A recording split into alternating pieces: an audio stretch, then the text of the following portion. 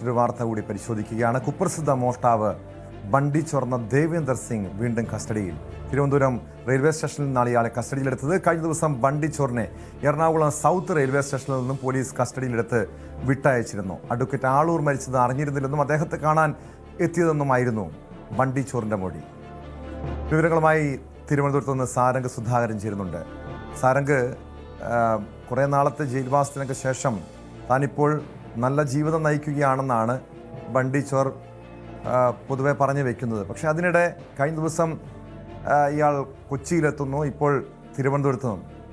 കേരളത്തിലേക്കുള്ള ഈ വരവിൽ എന്തെങ്കിലും ദുരൂഹതയുണ്ടോ? എന്തെങ്കിലും സംശയിക്കണോ? വല്ല മോഷണമോ മറ്റോ ലക്ഷ്യമിട്ടാണോ എത്തിയിരിക്കുന്നത് ബണ്ടി ചോർ?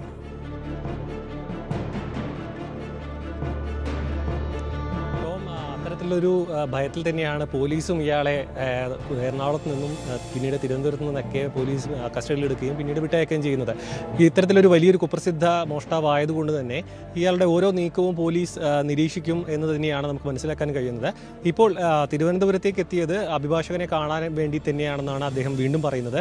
പേരൂർക്കടയിൽ ഇയാളുമായി ബന്ധപ്പെട്ടൊരു കേസ് ഉണ്ടായിരുന്നു. ആ കേസിൽ അറസ്റ്റിലാകുന്ന സമയത്ത് ഇയാളുടെ കൈവശം ഉണ്ടായിരുന്ന 22,000 രൂപ സ്റ്റേഷനിൽ വാങ്ങിവെച്ചിരുന്നു. അതുമായി ബന്ധപ്പെട്ടത് ഇത്തരത്തിൽ നിയമ നടപടികൾ പൂർത്തിയായതിൻ്റെ അവസരത്തിൽ തിരിച്ചു വാങ്ങാൻ വേണ്ടിയാണ് ഇവിടേക്ക് തിരുവനന്തപുരത്തേക്ക് എത്തിയതെന്നാണ് ആദ്യം ഈ ഒരു പോലീസിന് നൽകിയ മൊഴിയിലുണ്ടായിരുന്നത്. പിന്നീട് വീണ്ടും വിശദമായി ചോദ്യം ചെയ്തപ്പോൾ ഇതിന് പരസ്പര വിരുദ്ധമായിട്ടുള്ള കാര്യങ്ങളാണ് ബണ്ടി ചോർ പോലീസിന് നൽകുന്ന മൊഴിയിൽ നിന്ന് മനസ്സിലാക്കാൻ കഴിയുന്നതെന്നാണ് പോലീസിൻ്റെ ഭാഗത്തു നിന്നും അറിയാൻ കഴിയുന്നത്. അത്തരത്തിലുള്ള ഒരു സാഹചര്യത്തിൽ ഈ ഒരു ബണ്ടി ചോറിൻ്റെ മാനസിക നിലയടക്കം പരിശോധിക്കാനുള്ള ഒരു നീക്കത്തിലേക്ക് പോലീസ് കടക്കുന്നു എന്നാണ് മനസ്സിലാക്കാൻ കഴിയുന്നത്. ഇതുമായി ബന്ധപ്പെട്ട്, അതായത് ടോം പറഞ്ഞതുപോലെ തന്നെ ഈ ഒരു ആളൂർ മരിച്ചത് അറിയാതെ, ആ കേസുമായി ബന്ധപ്പെട്ടടക്കം ആളൂർ മരിച്ചത് അറിയാതെയാണ് കേരളത്തിലേക്ക് എത്തിയതെന്നായിരുന്നു ആദ്യം ബണ്ടി ചോർ പറഞ്ഞത്. ഇപ്പോൾ തിരുവനന്തപുരത്തേക്ക് എത്തിയിരുന്നത് പേരൂർക്കടയിലെ ഈ കേസുമായി ബന്ധപ്പെട്ട പണം തിരികെ ലഭിക്കാനാണ്. അതുമാത്രമല്ല ഇയാളുടെ ജീവിതം ആസ്പദമാക്കിക്കൊണ്ട് സിനിമ ഇറങ്ങിയിരുന്നു. ആ സിനിമയെ ബന്ധപ്പെട്ട് ഇയാളുടെ അനുമതിയില്ലാതെയാണ് ഈ ഒരു ചിത്രീകരണം അടക്കം നടന്നത്. ഈ ഒരു സിനിമയ്ക്ക് ആസ്പദമായ കഥയടക്കം ഇയാളുടെ അനുമതിയില്ലാതെയാണ് എടുത്തതെന്നടക്കമുള്ള ഒരു ആരോപണമുണ്ട്. അതിൽ നിയമപരമായി മുന്നോട്ട് പോകാനുള്ളൊരു ശ്രമം അതുകൂടി ചർച്ച ചെയ്യാൻ വേണ്ടിയാണ് ഈ ഒരു അഭിഭാഷകനെ കാണാനുള്ള, മുകേഷ് എന്നൊരു അഭിഭാഷകനെ കാണാനുള്ള ഒരു ശ്രമം നടത്താൻ വേണ്ടിയാണ് ഇപ്പോൾ തിരുവനന്തപുരത്തേക്ക് എത്തിയത്. ഈ 2 ലക്ഷ്യങ്ങളോട് കൂടിയാണ് തിരുവനന്തപുരത്തേക്ക് എത്തിയതെന്നായിരുന്നു ബണ്ടി ചോർ തുടക്കത്തിൽ മൊഴി നൽകിയത്. പിന്നീട് വിശദമായുള്ള ചോദ്യം ചെയ്യലടക്കം കൂടുതൽ കാര്യങ്ങൾ, അതായത് അത് മുൻപേ പറഞ്ഞതുമായി യാതൊരുവിധ ബന്ധവുമില്ലാത്ത മറ്റ് പല കാര്യങ്ങളും പറഞ്ഞതോടെയാണ് പോലീസ് ഇയാളുടെ മാനസിക നില പരിശോധിക്കാനുള്ള ഒരു നീക്കത്തിലേക്ക് കടക്കുന്നത്.